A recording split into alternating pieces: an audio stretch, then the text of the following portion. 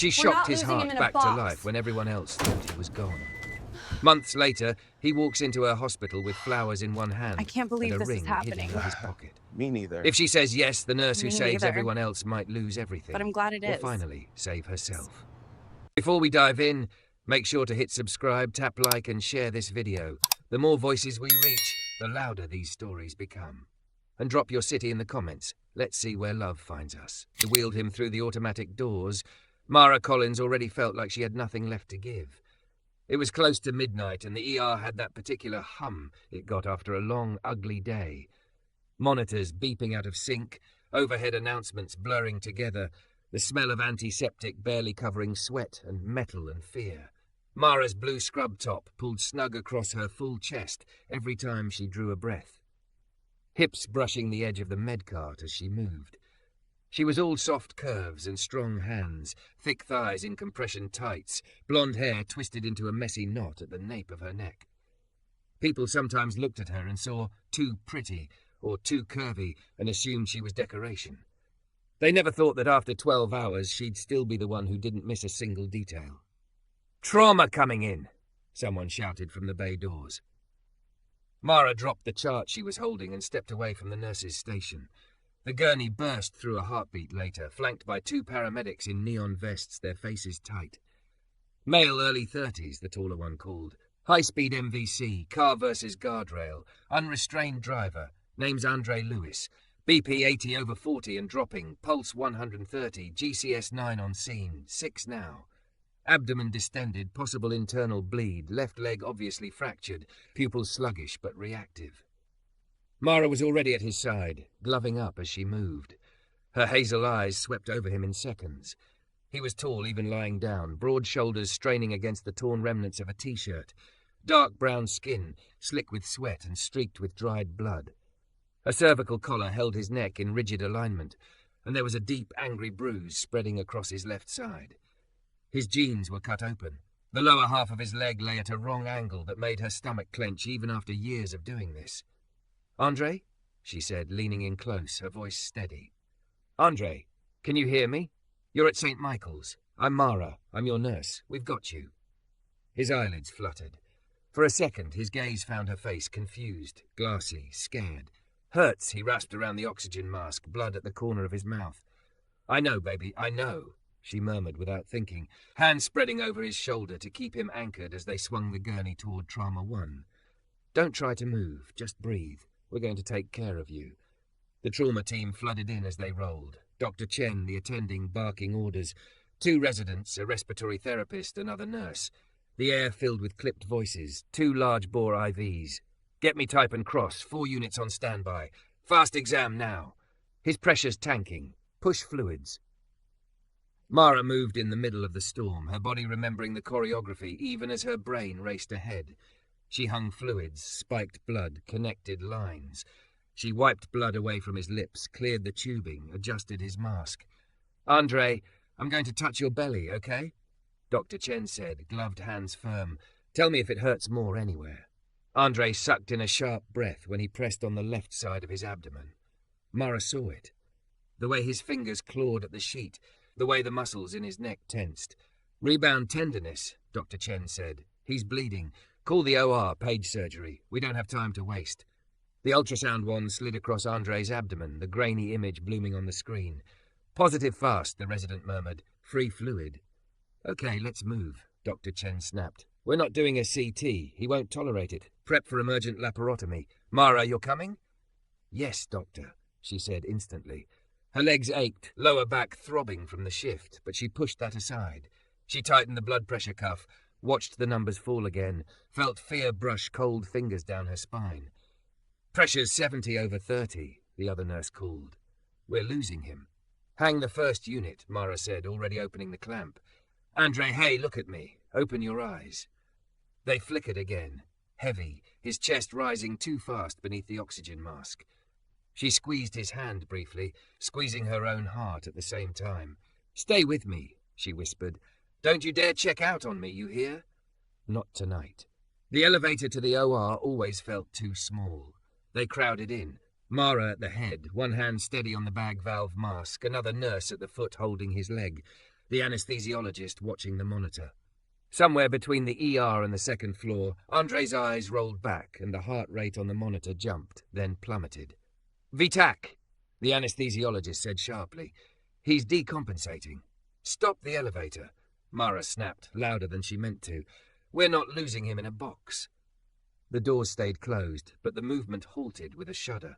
The anesthesiologist grabbed the code button. The alarm blared. "Charging to 200, he said, hands already on the defibrillator paddles. Mara felt her own heartbeat pounding in her ears. The rhythm strip danced an ugly, chaotic wave. "Clear," he called. They all lifted their hands. Andre's body jerked on the gurney. The monitor line stuttered. For a second there was nothing but a flat, terrible line. "Come on," Mara whispered, the word more prayer than anything. "Come on, Andre. Don't you dare." Then, like a stone skipping once 3 times across water, little spikes began to rise on the screen. A slow rhythm crawled back into life. "Sinus tachycardia," the anesthesiologist said, exhaling. "We've got him back."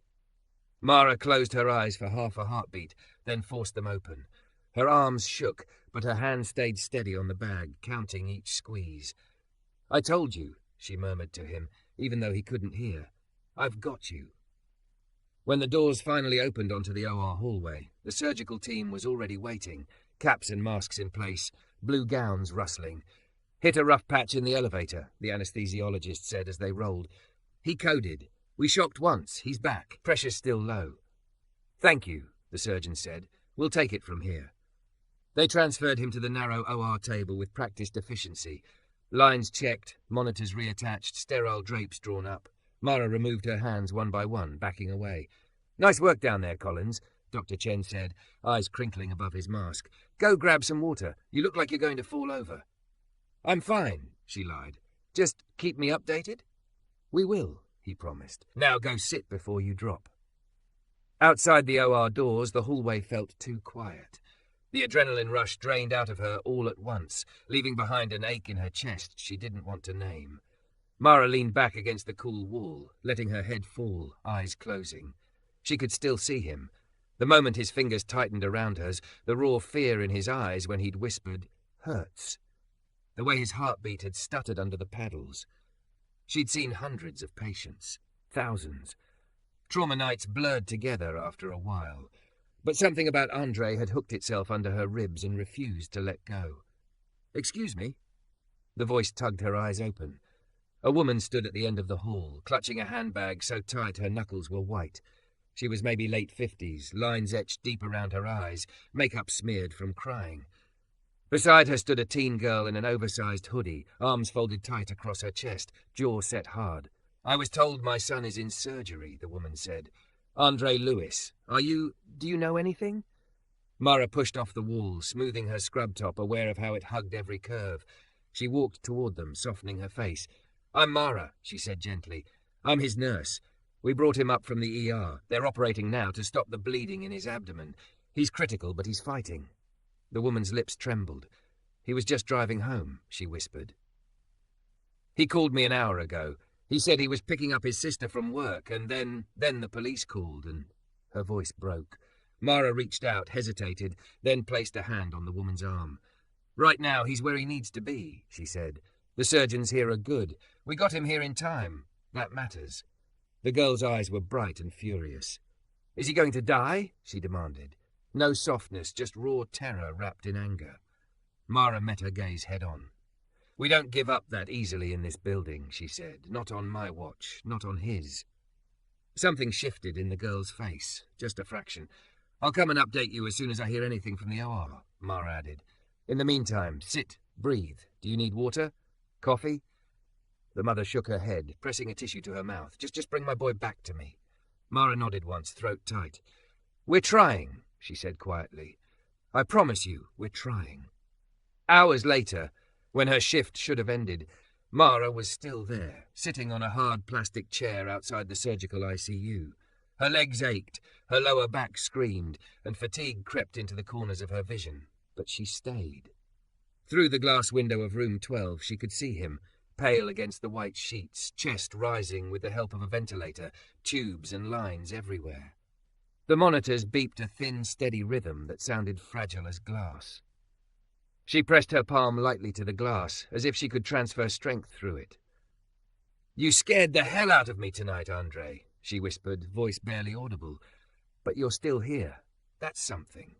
She let herself imagine, just for a second, what he might look like sitting up, awake, those dark eyes clear and teasing instead of empty. Laughing, walking. Leaving, maybe, with that mother and sister who'd finally fallen asleep in the waiting room. She shouldn't get attached. Everyone said that. Set boundaries. Protect your heart. But as she sat there in the dim ICU hallway, curves slumped in the unforgiving chair, hair falling loose in tired strands around her flushed face, Mara knew something had shifted in her. He wasn't just another trauma. Not anymore. "Okay, Andre," she murmured, fingers curling against the glass. "You fought on my table. Now you fight in that bed, because I need to see you walk out of here. Deal?" The first time Andre opened his eyes and really saw her, the sun was just beginning to burn through the grey outside the ICU windows. Mara was charting at the tiny computer station, trying to blink the grit from her eyes. It was her first day back after 2 blessed days off, and she'd told herself she wouldn't get attached, wouldn't go looking for him the second she walked in. She'd failed, of course. Room 12 had been the first place her feet carried her. Andre was still here, still intubated, sedated, colour a little better, swelling down. The surgeon's note had been cautiously optimistic. Massive blood loss, spleen removed, bowel repaired, leg stabilised with external fixation. Guarded but improving. Now mid-morning the ventilator hissed its steady rhythm. His vitals ticked across the monitor. Mara's scrub top felt a touch too tight across her chest after a long night. The fabric stretched over her curves every time she leaned toward the screen. A soft rasp pulled her attention up. Andre's lashes fluttered, his brow creased. Then his fingers twitched against the sheets. Mara's heart kicked. She was at his bedside in 2 strides, hand already on his arm. "Hey," she said softly. "Andre, it's Mara. You remember we talked about this? If you tried to breathe over the vent and your numbers looked good, we'd wake you up." His eyes blinked open, dark and unfocused at first. She watched him grapple with the light, the sounds, the alien sensation of the tube in his throat. Panic flickered in his gaze. Hey, breathe with me," she murmured, her thumb brushing over the inside of his wrist where his pulse hammered. "You're safe. You're at St. Michael's. You made it through surgery." His gaze landed on her face and stayed there. She watched the moment recognition clicked, maybe not of her name or her role, but of the blonde woman with the soft voice and the 2 full curves who kept showing up in the blur. He tried to speak, the muscles in his neck straining. "No talking yet," she said quickly. "Tube first, words later. Blink twice if you understand." He blinked. Once, twice. "There we go." She smiled, feeling something loosen in her chest. "Okay, I'm going to call respiratory, see if we can get this thing out of you, all right? Stick with me." By the time the respiratory therapist arrived, Andre was more awake, more agitated. Mara stayed at his side, one hand steady on his shoulder as they deflated the cuff and slid the tube free. He gagged, coughed, eyes watering. "Easy," she said. "Deep breaths, in through your nose, out through your mouth. Pretend I'm one of those annoying yoga videos." He rasped a laugh that turned into another cough. "Water," he croaked. "Little sips," she said, bringing a straw to his lips. Up close, she could see the faint shadow of stubble along his jaw, the way the scar on his left cheek caught the light. He drank greedily, then sagged back. "You real?" he managed at last, voice rough as gravel. Mara's brows lifted. "Last time I checked."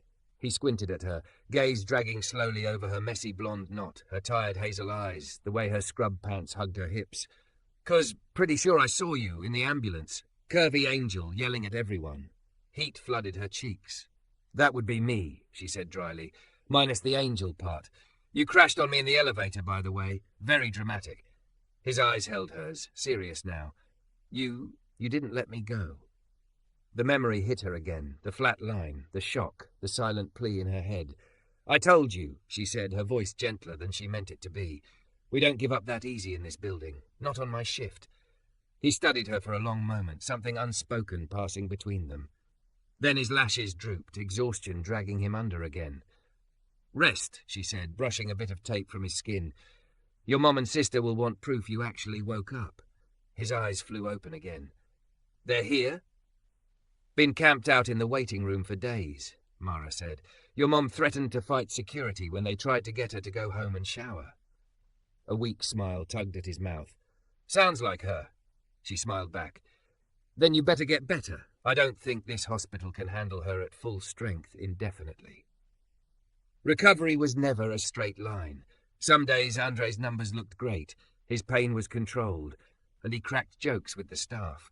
Other days, infection threatened, his blood pressure dipped, or the pain in his leg made his eyes go flat and distant. Through all of it, Mara found herself drawn to room 12 like tide to shore. Technically, she rotated between patients. The charge nurse did her best to spread the heavy cases around. But whenever the assignment board went up and she saw Louis Andre, CQ12, under her name, something in her chest eased. He noticed it too. You again, he said one afternoon as she adjusted his pillows, his gaze skating over her with a familiarity that should have annoyed her and somehow didn't. You get stuck with the troublemakers? I volunteer for them, she said. Keeps life interesting. He shifted, wincing as his leg bumped the foam wedge. So I'm interesting? You coded in an elevator, she said. That's one word for it. His laugh was soft but real. I remember. Voices. Pressure. Then nothing. When I woke up, you were there. Thought maybe, he shrugged. I don't know. Didn't think I'd get a nurse who looks like you. She arched a brow. What's that supposed to mean? His expression sobered. I've been in emergency rooms before, with friends, cousins. Most of the time I'm just... The big black guy the security guard keeps a special eye on. People talk around you, not to you. You talk to me, Mara swallowed. Well, you're the one doing the hard work. I'm just here with the drugs and sarcastic commentary. He held her gaze. You stayed, he said quietly. They told me. You stayed after your shift, sat outside my room. She cursed whoever on the team had a big mouth. News travels fast, she muttered. Why? He asked. Because I couldn't stand the idea of you dying alone. Because your mother's eyes looked like mine did when my brother didn't wake up after his surgery. Because for one terrifying second in that elevator it felt personal. Because you scared the hell out of me, she said instead. Now drink your protein shake. I didn't fight the dietitian for you to ignore it. He watched her for a beat longer, then obeyed. The first time physical therapy tried to get him out of bed, he nearly passed out. Mara stood against the wall, arms folded under her chest, watching as the PT strapped the gait belt around Andre's waist. His leg was pinned in an external fixator, metal rods jutting from skin, the sight of it enough to make most people queasy. On 3, the therapist said. 1, 2, 3. Andre pushed up on his arms, face contorting, sweat popping on his forehead. His right foot found the floor, his left hovered, supported. He made it halfway up before his breath soared, the room grey around the edges. Down, Mara said quickly. He's going to syncopize. They eased him back, his chest heaving. Damn it, he rasped, fist hitting the mattress weakly. I used to run with my sister in the park. Now I can't even stand. This is... Hey! Mara stepped closer, laying a hand over his clenched fist. His skin was hot, tense under her palm. You lost your spleen. Your body's rebuilding blood.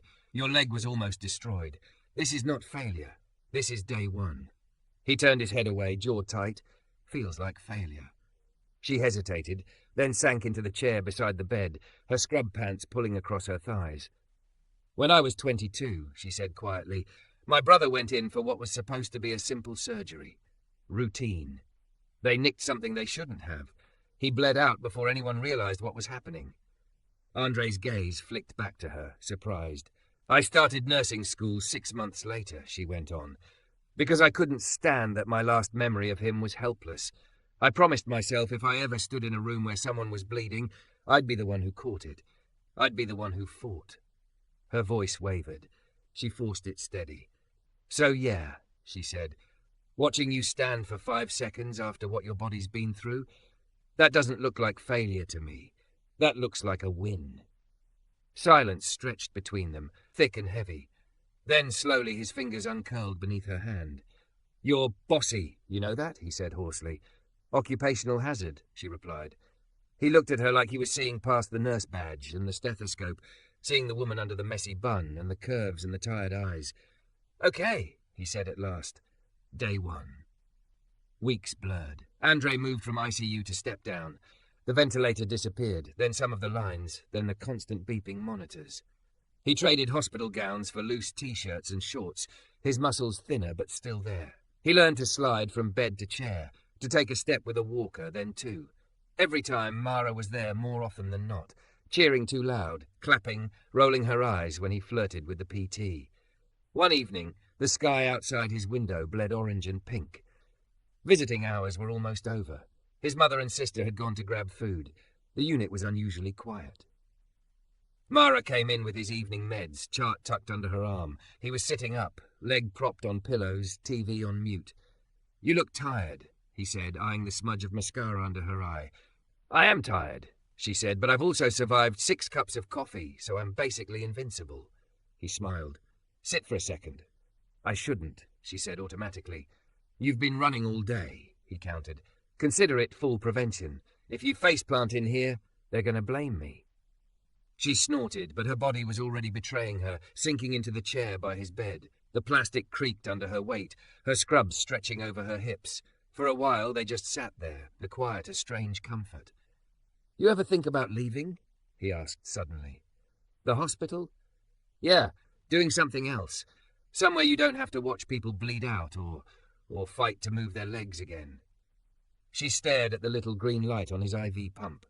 "Sometimes," she admitted, "on the bad days, but then someone makes it, wakes up, takes their first step, laughs in a room where they were supposed to die."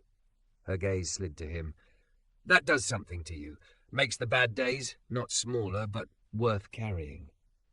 He looked at her, something tender and dangerous simmering behind his eyes. "You did that for me," he said quietly. "Carried my bad day." Her throat tightened. "Andre, I'm not saying anything," he said quickly, a corner of his mouth lifting. "I know the rules. Patient, nurse, lines you're not supposed to cross." She exhaled slowly, relief and disappointment tangling. "But when I walk again," he added, eyes holding hers, "I want you to be there. I want you to see it." Her heart thudded once, hard. "Then you better keep doing your physio," she managed, "because I don't stand around for just anyone, Lewis." He chuckled. "Bossy," he murmured again. Bossy, and in too deep, she thought later, alone in the locker room, forehead pressed to the cool metal of her locker. Her reflection in the little dented mirror showed flushed cheeks, tired eyes, curves wrapped in blue that suddenly felt like armor instead of uniform. She was a nurse. He was her patient. That was the line. But every time Andre reached for the walker and looked back at her, every time he gritted his teeth and took one more step than he thought he could, Mara felt something inside her shift a little further. She had saved his life once, in the chaos and blood and shock of a single night. She didn't realize yet that he was slowly, quietly changing hers. Discharge days were supposed to feel lighter than this. Mara stood at the doorway of Andre's room, fingers curled around the chart she didn't really need. His bag was packed, worn duffel on the chair, gift balloons sagging in the corner. He was sitting on the edge of the bed, brace hidden under loose sweatpants, sneakers on his feet instead of hospital socks. It shouldn't have made her throat close just to see him in shoes. "You're staring," he said, a crooked smile tugging at his mouth. "I know I look good, but damn, Collins." Her lips twitched. "I'm just making sure you're not going to pass out the second you hit the hallway. I'd hate to have to admit you all over again. Do you know how much paperwork that is?" He laughed, but there was something tight around his eyes. The last weeks had been a slow, painful miracle. Andre learning steps instead of inches. Andre arguing with PT, then doing the extra reps anyway. Andre sitting in a wheelchair by the window, watching the park and saying, "I'm going to run there again," like a promise he'd carved in stone. Mara had been there for too much of it. She'd told herself she was just doing her job. Everyone knew she got attached to the long-term patients. It was part of her charm, they said. It felt like something else with him. "You sure you're ready?" she asked, forcing her voice into a lighter register. "The outside world is very noisy. No one brings you meds in little plastic cups on schedule." "I'll manage," he said. "Besides, my mom has a list of everything I'm supposed to eat, do, breathe." His expression softened. "She's grateful. They both are." As if summoned, his sister appeared in the doorway, clutching a stack of discharge papers and a folded-up walker. "You are not lifting that, Andre," she said, glaring. "Sit. I'll get the nurse." Mara raised her hand. Already here. And for the record, I agree with your sister. Sit. He rolled his eyes but sank back against the mattress, hands braced at his sides. When his sister left again, he looked up at Mara. Hey, he said quietly. Before they drag me out of here, I want to say thank you. For the 100th time, I know, but... You've thanked me every shift for 3 weeks, she cut in gently. It's getting excessive. I mean it. His gaze locked on hers, steady and unflinching. You were there when I thought I was done, when I wanted to stay lying down because getting up felt pointless. You laughed at me, bullied me, held my hand when I thought I was going to fall. She swallowed. Her chest felt too small. That's my job, she managed. Plenty of people have a job, he said. They don't all put their heart in the room with you. Heat pricked behind her eyes. She glanced at the clock. If I don't go sign off your meds, pharmacy will hunt me down, she said briskly. Stay put, Lewis. No dramatic escapes. She turned to leave. Mara? His voice stopped her in the doorway. She looked back. When I get out of here, he said slowly, when I've done the rehab and the follow-ups, when I'm not technically your patient anymore, would it be weird if I reached out? Like, as a person, not a chart. The question hung between them, huge and fragile. Every lecture from nursing school flashed through her brain. Boundaries, power dynamics, vulnerable populations. Don't cross the line. Yes, she said, too fast. No, right now, yeah, it's complicated. You're literally still on our board. I still know your lab values by heart. He smiled faintly. That's hot. Focus, she muttered, fighting a laugh. He sobered. So, what? This is it? She stared at him, at the man she'd shocked back to life in a metal box, whose first steps she'd counted out under fluorescent lights. No, she heard herself say, this isn't it. But we have to do it right. Finish your healing. Get your life back. If you still want to talk to me in a few months, then, she exhaled. My name tag's not that hard to find. This isn't a secret hospital in the woods. His shoulders loosened. So you're saying there's a chance? I'm saying... She shifted, scrub top stretching across her chest as she braced one hand against the frame. I'm saying don't rush. Don't make me part of the accident. Heal first. Then we'll see who you are without the wires. A slow smile spread across his face, lighting it from the inside. Yes, ma'am, he murmured. Bossy, she muttered under her breath, but her lips curved as she left the room. She didn't turn when he called after her. Hey, Collins. What? She asked without looking back. When I walk into this place on my own 2 legs, he said, voice warm. You better be here to see it. Her hand tightened on the chart. We'll see, she said softly and kept moving. He left 2 hours later. Mara hid in the medication room under the excuse of counting narcotics. She told herself it was better this way, cleaner. No hallway goodbye, no hug that lingered a second too long, no last look that would replay in her head at 2 a.m.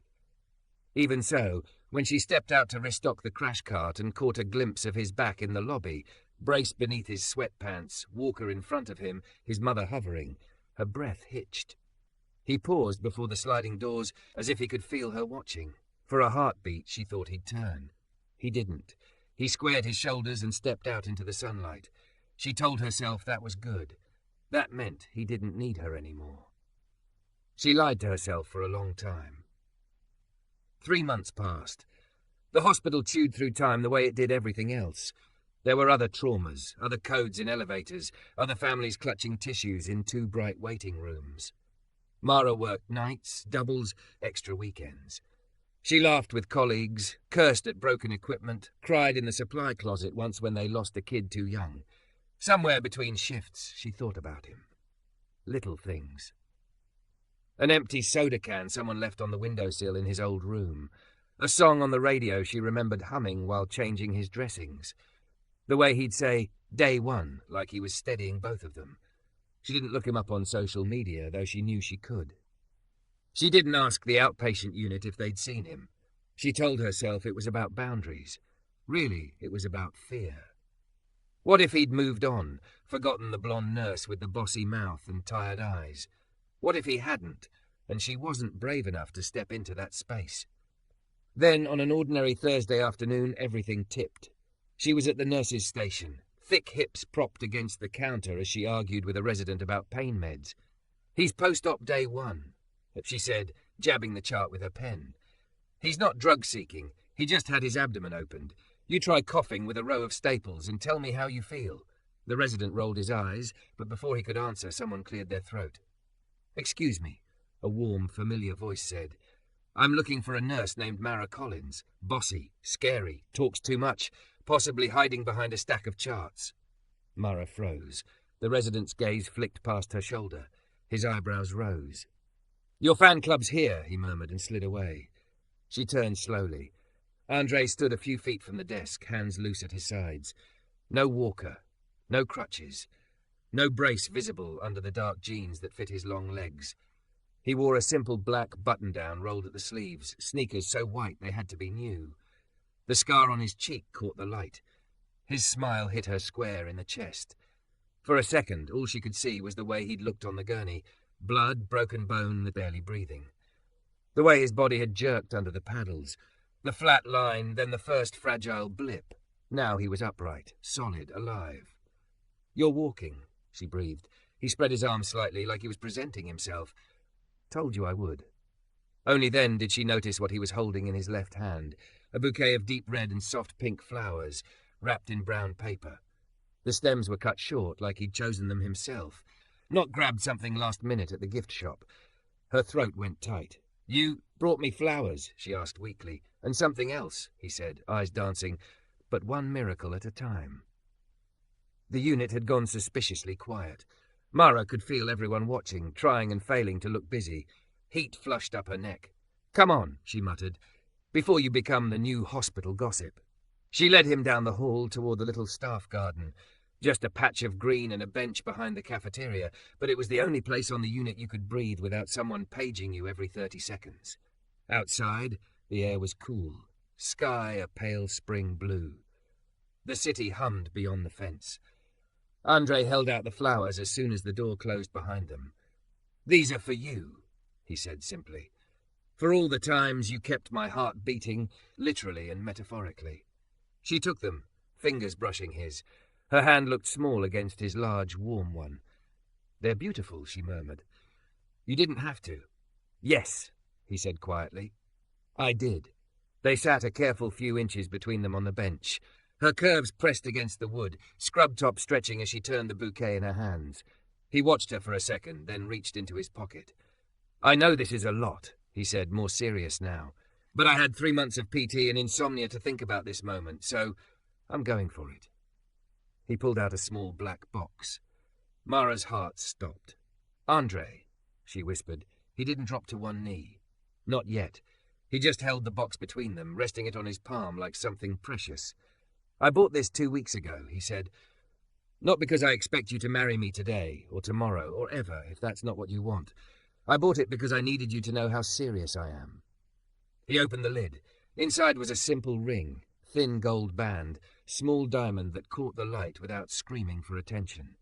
Elegant, steady, like something that could sit on a hand that changed bandages and held lives together.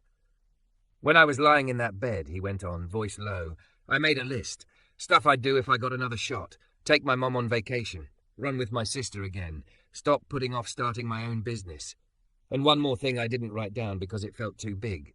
He lifted his gaze to hers. "I wanted to come back here on my own 2 feet," he said, "look you in the eye, and tell you that you weren't just the nurse who saved my life. You were the woman I thought about when the pain made me want to quit.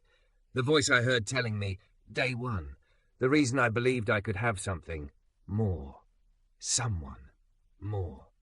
Mara's vision blurred. She blinked hard, tears spilling anyway. "Andre," she said again, helpless. "I know about your rules," he said.